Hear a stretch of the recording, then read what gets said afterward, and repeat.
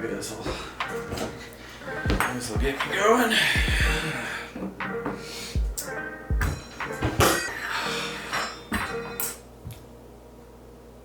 YouTube.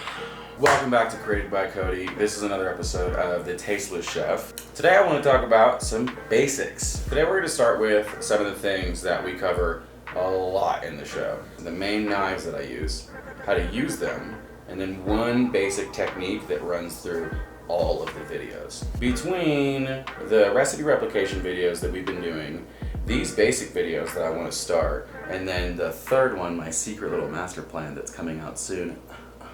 People can come here and have fun, but also learn how to cook. That's the objective today with these basic videos. I would like to cover all the topics that anybody has questions about and make sure that as we're going along and doing all these videos that everyone's up to date. Welcome back to Created by Cody. This is the Tasteless Chef, episode 4.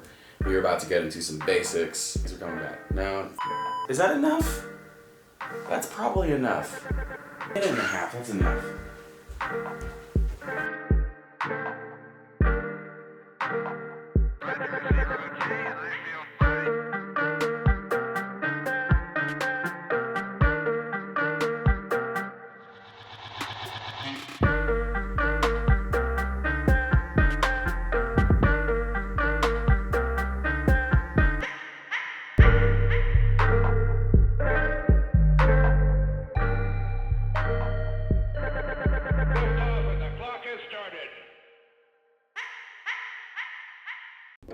Now, knives are probably the only thing that breaks this category, but this is a left coast household. This is a west only situation, except for today. Today we're going to talk about Eastern knives. Being my priority, being my favorite, they're just more of a precision instrument, whereas their Western counterparts are more like workhorses. And don't get me wrong, they absolutely all have their place. But for intricate or small knife work, I like Japanese steel for 2 reasons. Super thin blade, but this octagon or hexagonal handle basically has more contact points, so it's easier to grip, while overall this is just a lighter knife, so it's a lot easier to manipulate and do more precise knife work. Whereas compared to the Western style knife, the more Germanic style, you'll see this thick boy's built right into the back of the handle, and that thick part of the back of the knife that tapers down into the actual blade. What this is great for is it gives you a lot of chopping force, which is great for like Wolverine's bones or a can of tomatoes, but look at the difference. So when we're cutting through an onion and we're trying to make it as small as possible, that super wide body, thick profile, that thing is gonna make so say an onion or even a carrot, it's gonna make it split or crack. And the sleek profile, if I say sleek profile one more time, you get it. All right, let's talk about securing a cutting board real quick. A lot of places will use a silk pat, which I just put down, which is like this like baking situation. Well, yeah, it's a baking situation. But if you don't have a baking situation, what you can do is you can just moisten any old paper towel. Lay that baby down and then do a better job of tucking that in than I did. And then let's talk about these onions. Or onions, the alien genus. These lovely, lovely little pups. So I peel all these the same way, whether it's a yellow onion, a shallot. You pretty much just cut like 75% of the way down. And then once those are exposed, you just peel those joints back. And then from there, this should only really pull down the toughest layer on the outside. 9 times out of 10, it works correctly. So as you'll see, once you do that, you expose both sides, and then it's a quick little peely peel.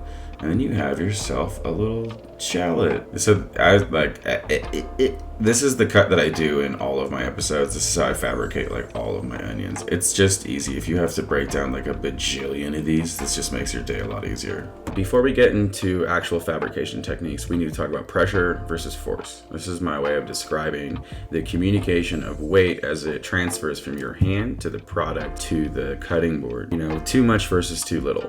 We want to err on the side of too little because we're using a sharp knife and the full extension of our blade as we slice as opposed to chop through stuff. The knife does the majority of the work, so if we only need to apply enough pressure so that there's tactile feedback.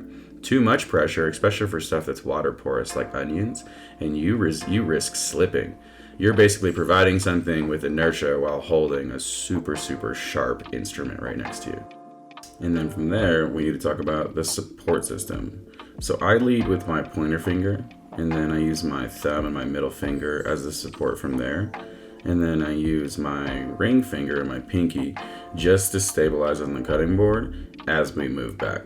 Now, let's do this in slow motion. So the knife, as I balance it against my pointer finger, it never goes above that knuckle. This handy mechanic is something you want to get in the habit of. This will become second nature after a while. Do it slowly until it works.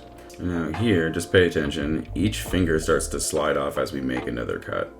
And then from there, another takes its place, and that first finger is always supported until there's not enough space to the point where it needs support. What this will do is give you a sense of non-visual communication between you and your knife.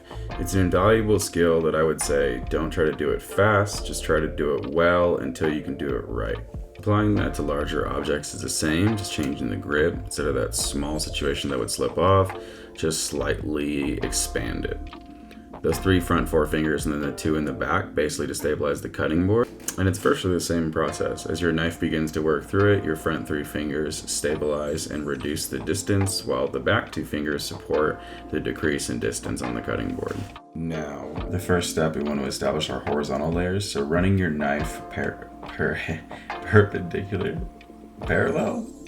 with the cutting board. Make as many even layers as you can. Make sure to pull the blade away from yourself and do full fluid strokes. That way you don't have to worry about it jolting through the product. Then you can establish your vertical layers. I like to use the heel of my knife because it's generally the sharpest just because it's not used that often. But you can totally run through it with the tip of your blade. It does get you those long, sexy kind of strokes, but it definitely does take a bit longer, I find. You can run through it quicker with this style, but then you start to get those leaves, and I just think it starts to get messy. Now, the reason for all this and why we're calling it a cross-section cut is just like, like the anatomy of a Rubik's Cube. We want to slice it from the horizontal vertical axis, so that way when we go through it like this, you have these cute little oniony cubes of wisdom. And then once you understand, almost the geometry of how to do this cut, you can apply that same situation to any other ingredient. For cooking, this is cool because now you have the power to manipulate any product to get it to the same size to make sure that everything cooks evenly. And then from a raw perspective, things like I'm cutting right now, ginger.